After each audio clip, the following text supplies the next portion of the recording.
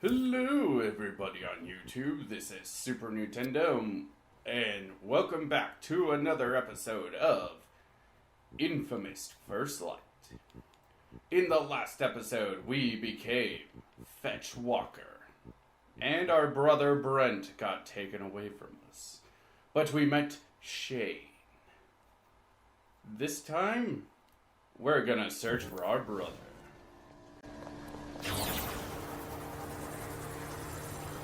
Fetch. Now, I put out my feelers, but these occurrences are on a hair trigger. We'll have to move fast on a lead. Okay, I'm already headed for some neon gas. Whoa, firecracker.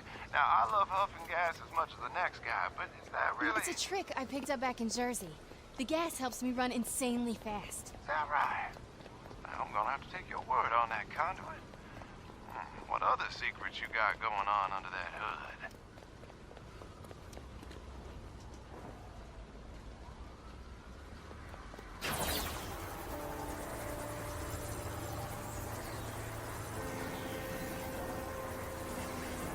Yeah, that's big enough.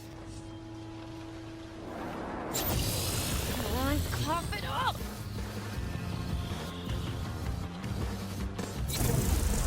Alright, you lazy neon gas. Go make yourself useful.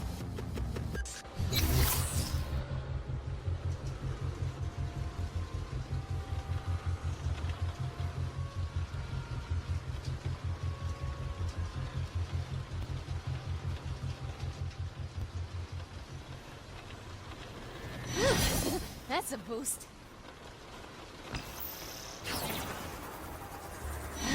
I need all the firepower I can get.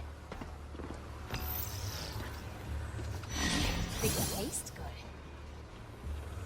A big one. And it moves.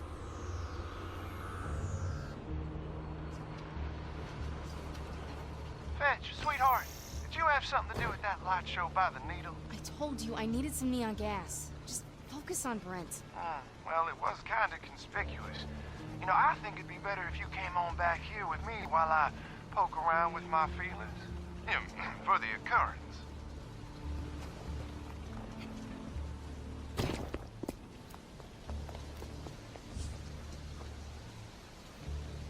Zipping through those clouds, I'll haul ass.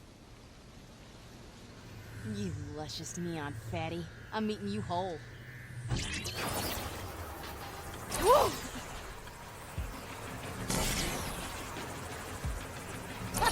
I missed this! Come here, fatty! Hell yes! They taste better when they run.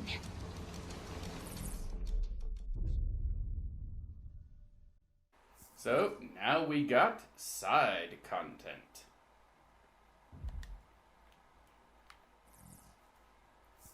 Since this game isn't anywhere near as long as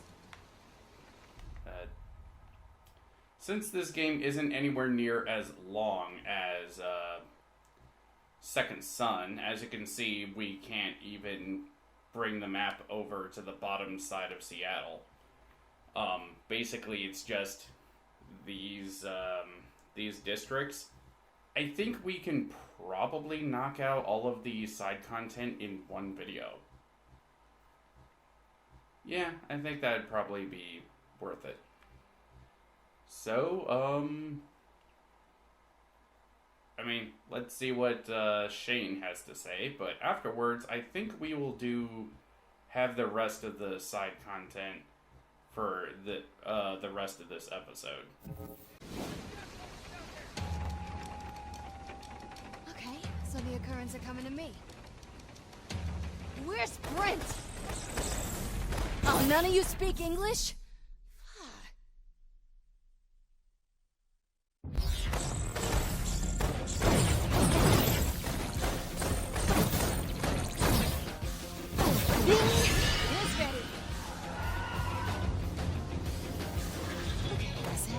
Here it comes.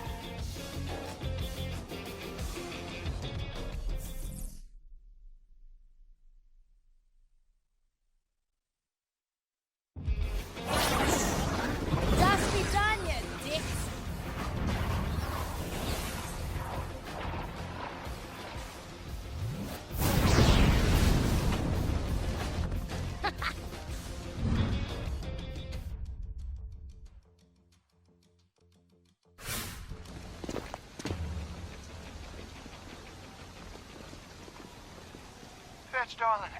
My feelers just pawed something juicy. Dude, Now, the Occurrens are about to receive a stockpile of guns.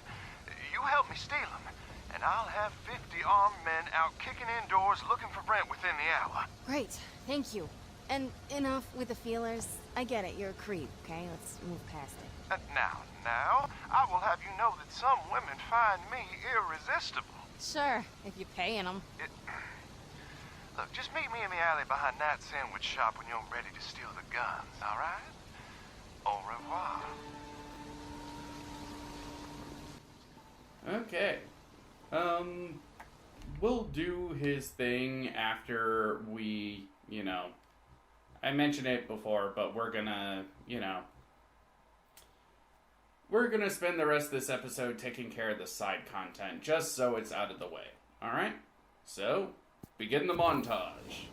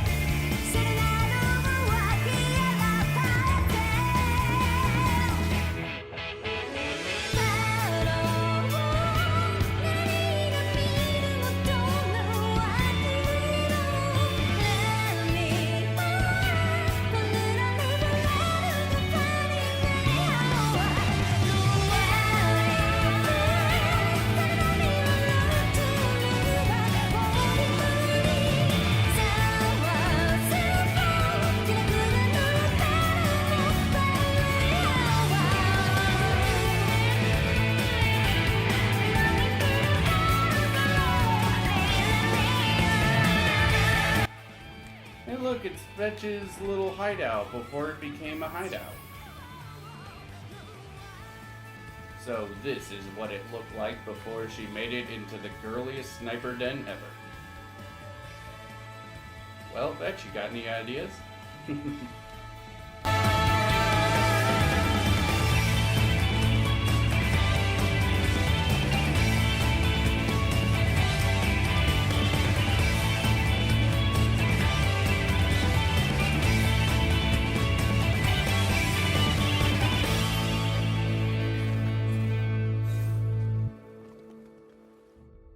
We have every lumen. So, now that we have done that, let's get ourselves up to max draining capacity.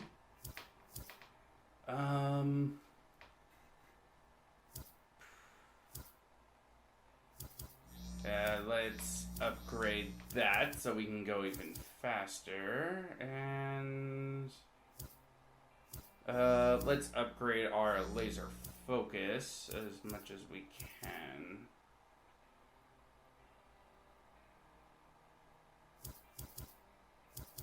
There we go.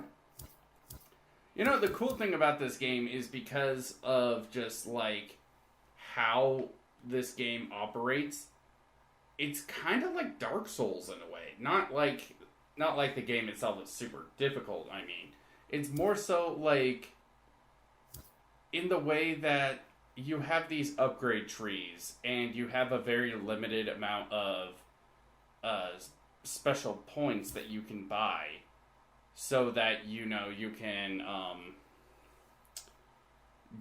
get this stuff in the first place. You know, like, it takes a ass load of time. I mean, look at all these challenges you need to do. And that's just for the one in the city.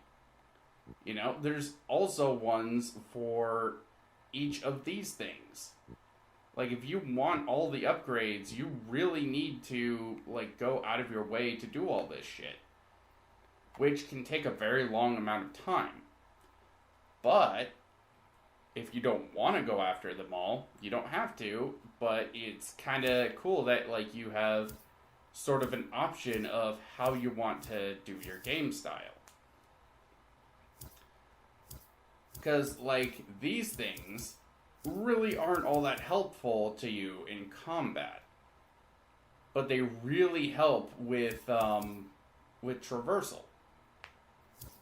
Of course, if you don't want these things, you can just not buy these things and go after, say, Neon Bolt or Melee. And just, like, upgrade these things. And, you know, you got 2 other powers that we don't even have yet. So, you know, that's something you can do too.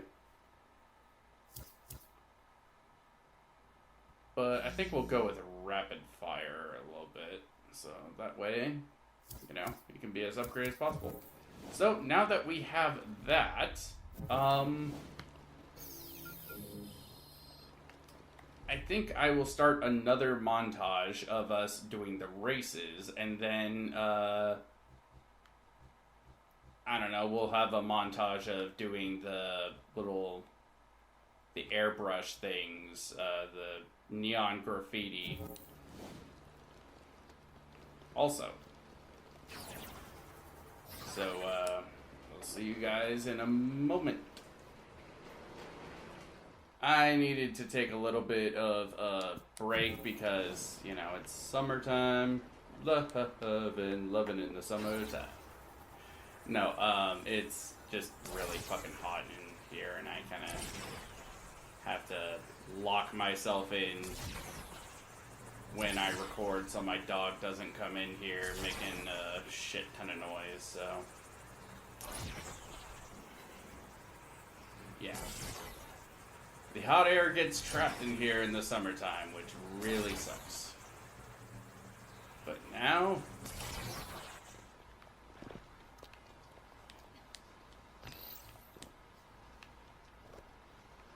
I want to see if the Sly Cooper reference... Yay, they're still here!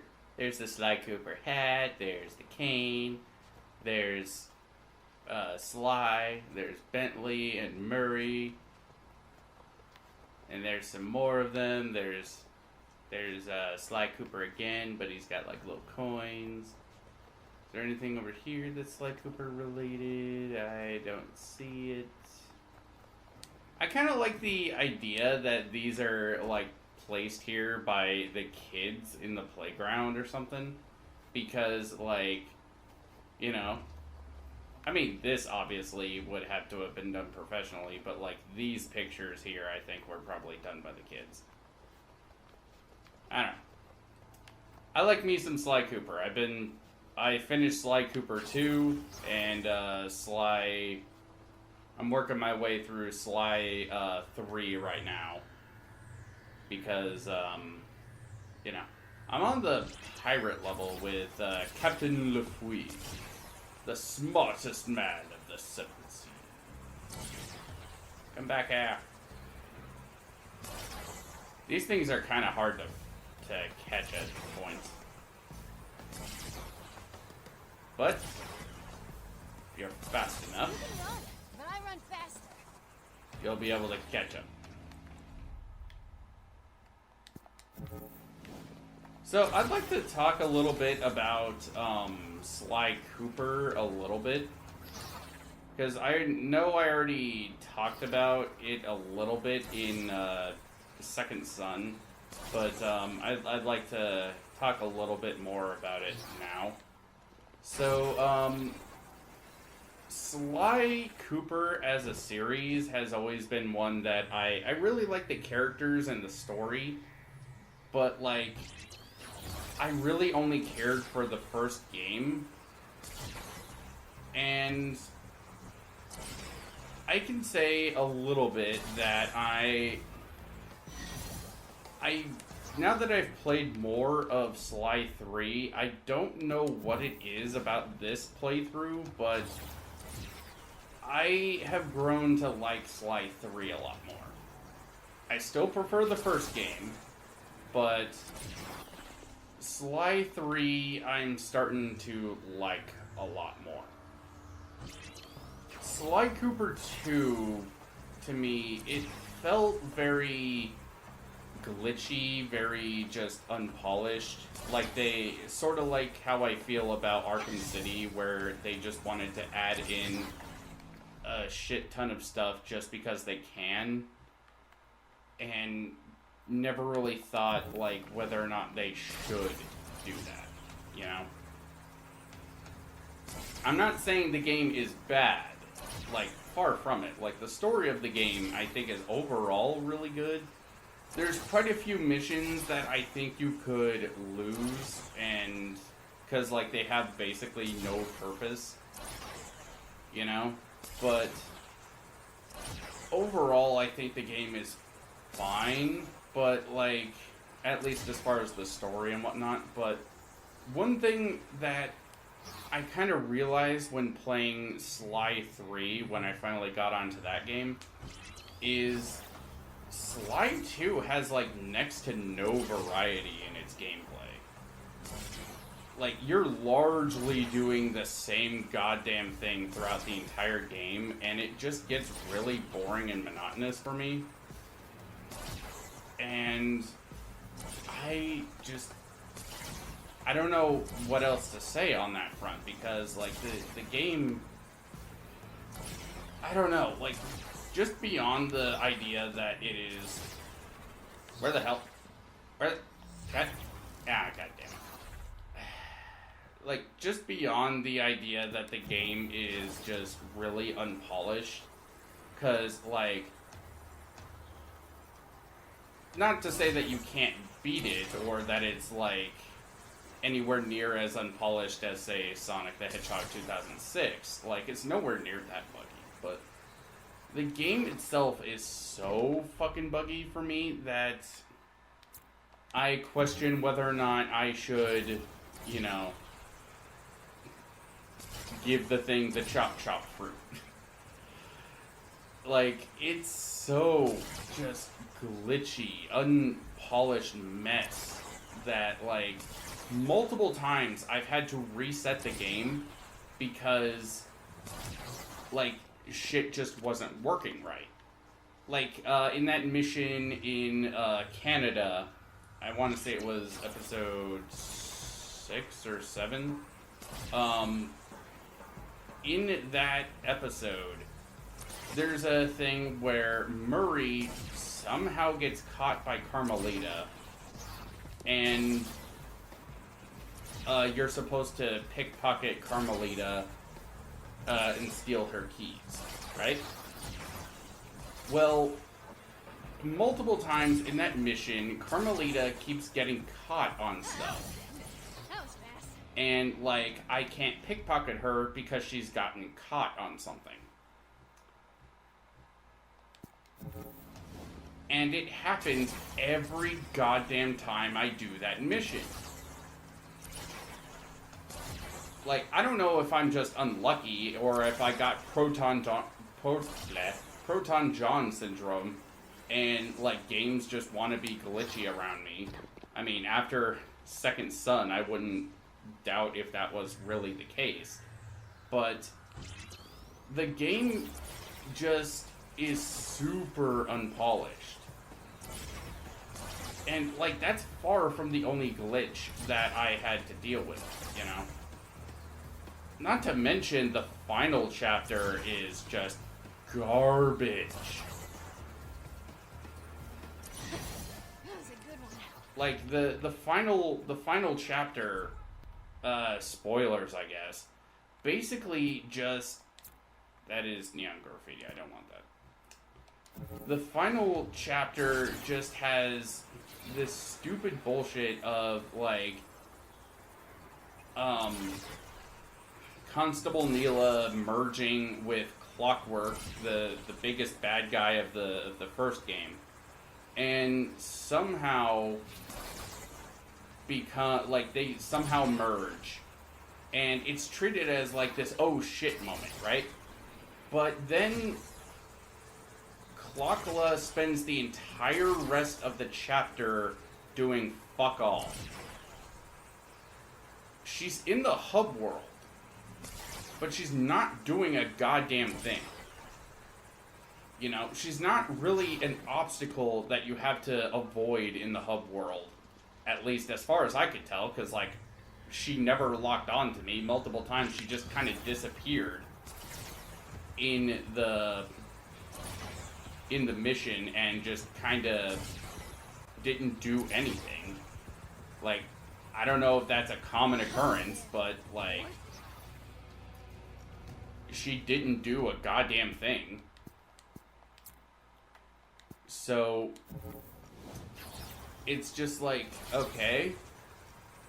But then every fucking mission in that chapter involves you going this stupid round ass about way around the entire fucking map. Like, oh, you need to hack these computers, you need to hack these fucking, you need to smash these little noise boxes or whatever. You need to pickpocket some keys. You need to take this barrel of dynamite and grab a couple of cylinders that have some magnetic bullshit that will make them even stronger, so that you can blow something up. It's like, I get the reason in universe as to why we're doing this, but it's just like, it doesn't fucking add anything. You're just doing the same you're essentially doing the same fucking mission over and over and over again. And it just reminds me of the final 3 or so missions of Simpsons Hit and Run. You know, where you're taking those canisters of nuclear waste and you need to go to the playground at Springfield Elementary so that you can blow up the spaceship. It's like you're doing the same goddamn thing multiple times, and the only difference is little specific things. Like, oh, this time you're playing as Murray and you need to destroy these thingy bobs that make noises. This time you're playing as Bentley and you need to hack these computers because reasons. It's just... And what you're doing is not different enough to justify doing that. You know? But, like, by the time I get to... Or, in the first game, you had multiple missions that were these short little platforming challenges. You know? In the first game, you had those short little platforming challenges that lasted maybe 3 minutes. 3 to 5 minutes, give or take. If you don't know what you're doing, or if you're going after all the blue bottles and whatnot. Like, it didn't take super long to do. And then you had those little mini-games that people, for some reason, complain about. Like, racing around the track to get a key. Protecting a treasure chest from hundreds of crabs. Running over eels or fish or whatever in order to get oil so that you can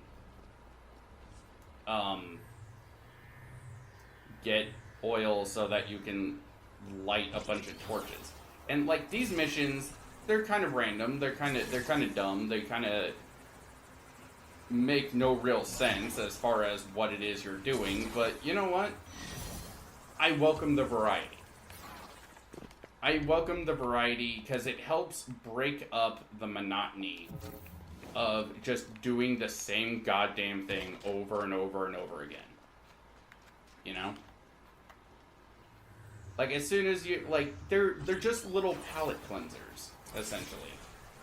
They're just these little things that break up the action just enough so that you don't get bored. And they don't last a shit, like, they don't last a fuck ton amount of time. They're just something that lasts a few minutes.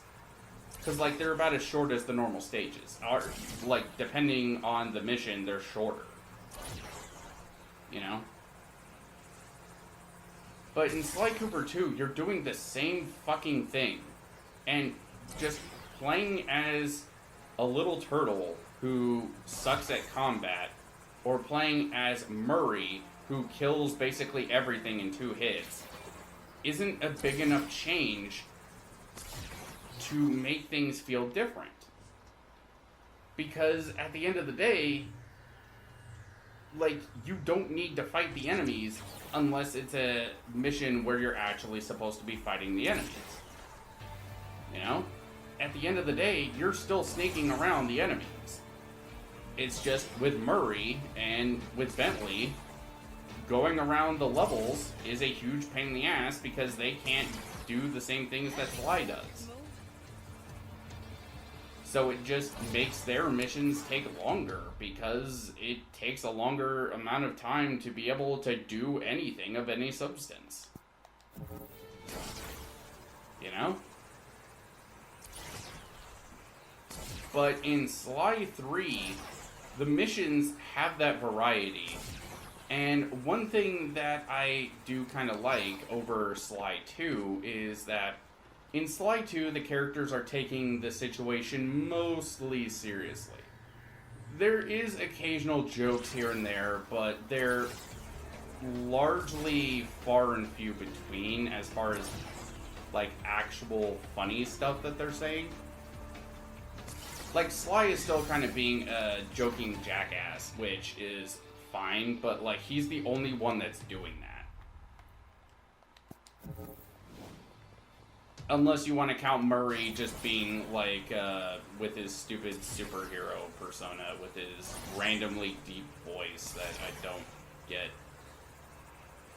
But, like, he's the only one that's doing that. And even in the final chapter, when, like, the beginning of the chapter opens up as, like, we all felt it.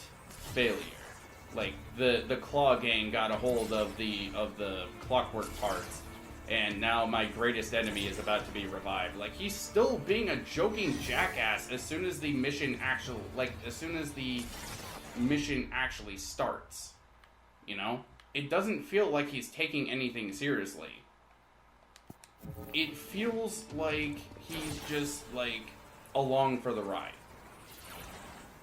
And considering his greatest enemy is about to be revived, he shouldn't feel like he's along for the ride. I should feel the desperation, not the fear necessarily, but like oh shit, we need to get those parts back because Clockwork, we can't let him be revived, you know? Like, he should be taking the situation seriously, and he's just not.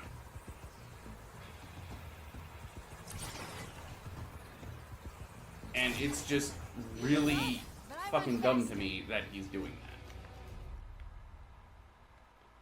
Like, in some of the other missions, yeah, sure, like, him being like that is great. Like, it's like Sonic the Hedgehog, but, like, in that specific instance, just, dude, drop the fucking comedy act and actually take shit seriously. And that's where I feel Sly 3 really comes in. Because in the first game, and even Sly 3, when shit got serious, so did Sly. But in the first game, or in the second game, aside from, like, a couple of cutscenes, Sly is largely just joking the entire time. He's not really taking anything seriously. And it bugs the shit out of me. Especially seeing as, you know, people love to complain about Sly Cooper Thieves in Time. And they love to complain about that game because, like, in that game, Sly hardly takes anything seriously. And he's kind of a pompous dickhead. Like, getting jealous over his own ancestors getting attention from Carmelita, which, okay, whatever, but he's doing the same fucking thing in Sly 2.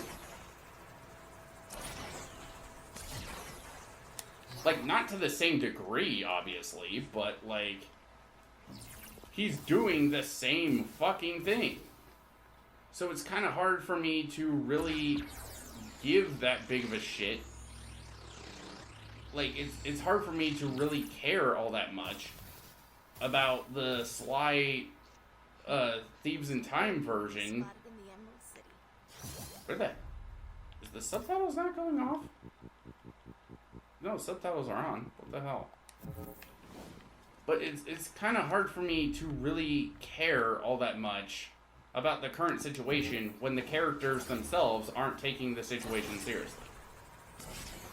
Like, Bentley and sometimes Murray are the only two that are taking the situation seriously.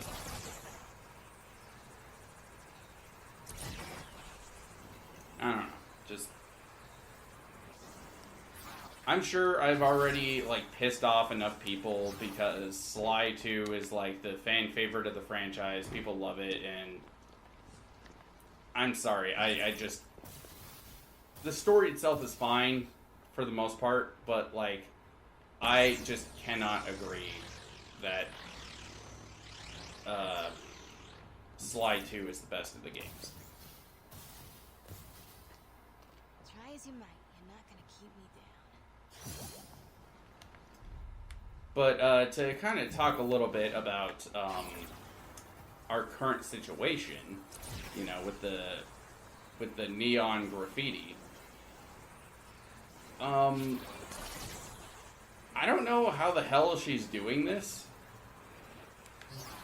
But, like, oh my god, the controls for the neon graffiti just suck. Like, all not, like, here, look at how this is controlled. It's so floaty, so whatever, and, like, it's not, it feels so heavy and floaty at the same time. It's so weird. Like, maybe it's because she's not really a graffiti artist. Maybe that's it. But, I don't know. It just feels so wrong. It doesn't feel like it's supposed to... I don't know.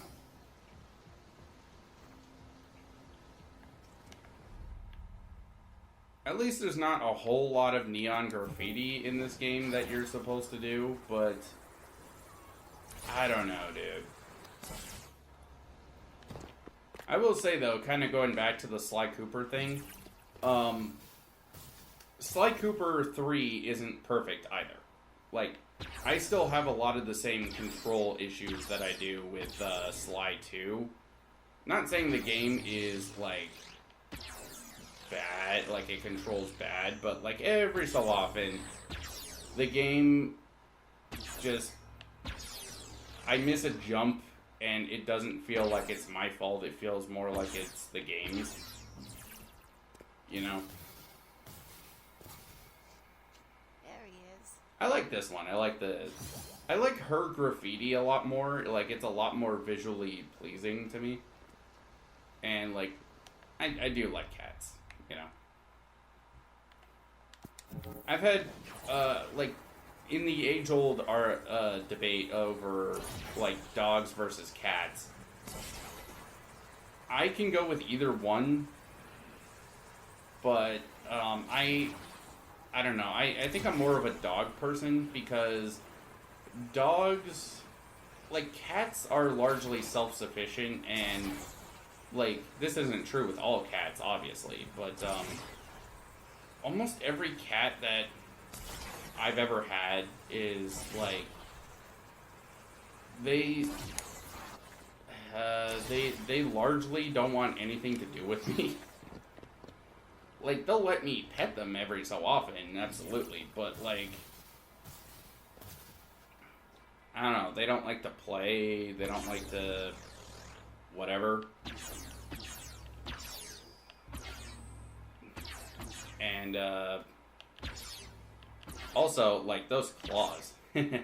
Those claws. They freaking hurt. It's like getting, it's like getting a, fish hook stuck in your hand. Like, if they get their claws into you, like, it hurts like hell. But with, like, dogs, it's largely not the same thing. Like, all pets are different, obviously, but, I don't know, I think I'd rather have a pet that actually wants attention, but, like, isn't super noisy, isn't super whatever, than I would about a pet that largely just wants nothing to do with me, except for, like, the occasional, like, laying next to me while I'm doing stuff, or whatever.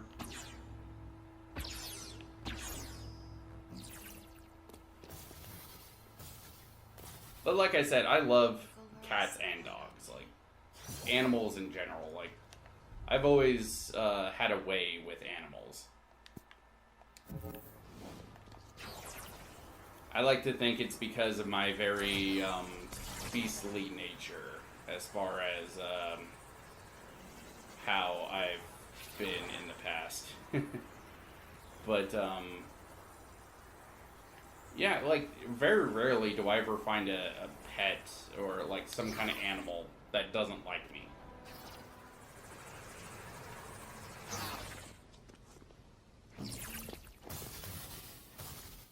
You know, it's also kind of weird that she's doing this, considering what she said in Second Son. Like, she was like, can't you go 5 minutes without tagging something? Like, it kind of makes it seem like she doesn't do this whole graffiti thing. but here she is. This one's for you,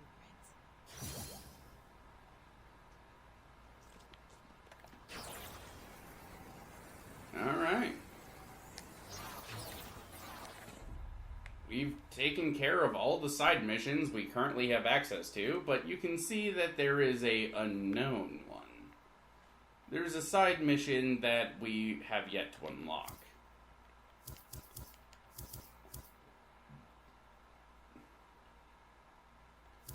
But I think that will do it for this episode, alright? Next time on Infamous Second Son.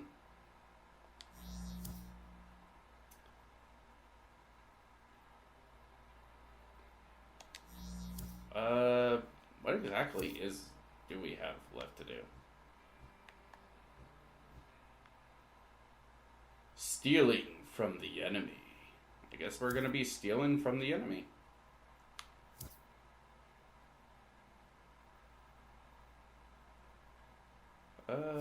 Let's do that. Alright. So, next time on Infamous First Light, we're gonna be stealing from the enemy. Alright? See you guys then. And I'm gonna be huffing tons of neon gas. I'm coming down. A 70-centimeter square window.